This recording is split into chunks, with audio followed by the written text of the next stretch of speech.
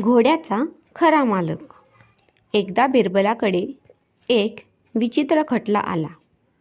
कोतवालाने 2 माणसांना आणि एका घोड्याला बिरबलासमोर हजर केले. एक माणूस सधन व्यापारी दिसत होता आणि दुसरा साधारण वेशातील लंगडा माणूस होता.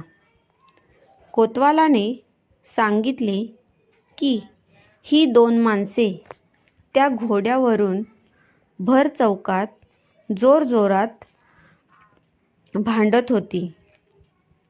त्यामुळे कोतवालाने त्यांना पकडून बिरबलाच्या समोर हजर केले. भांडणाबद्दल विचारले. बिरबलाने पहिल्या माणसाला त्यांच्या भांडणाबद्दल विचारले. तो म्हणाला, हुजूर, हा घोडा माझा आहे. मी माझ्या गावातून घोड्यावर बसून दिल्लीत कामासाठी निघालो होतो. हा माणूस मला रस्त्यात भेटला. तो लंगडत चालत होता.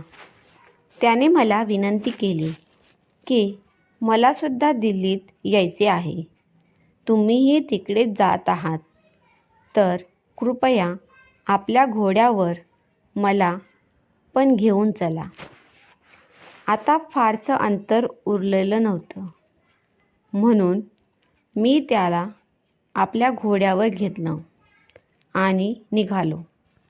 पण नंतर हा बदमाश माणूस घोडा माझा आहे आणि तू घोड्याला सोडून निघ म्हणायला लागला. म्हणून आमचं भांडण सुरू झालं. बिरबलाने दुसऱ्या माणसाला विचारले, हुजूर, हा माणूस खोटं बोलतोय. खरं तर मला चालायला त्रास होतो, म्हणून मी हा घोडा वापरतो. मी दिल्लीला येत असताना हा माणूस मला भेटला. तो म्हणाला, माझे पाय दुखत आहेत खूप, तर मला दिल्लीपर्यंत घोड्यावर घेऊन चला. मी त्यांची विनंती मान्य केली. नंतर तो म्हणायला लागला, हा घोडा माझाच आहे. म्हणून आमचं भांडण सुरू झालं. दोघेही सारखीच हकीकत सांगून दुसऱ्यांवर आरोप करत होते. दोघेही परगावचे असल्यामुळे त्यांना ओळखणारे आणि शहानिशा करणारे कोणीही नव्हते.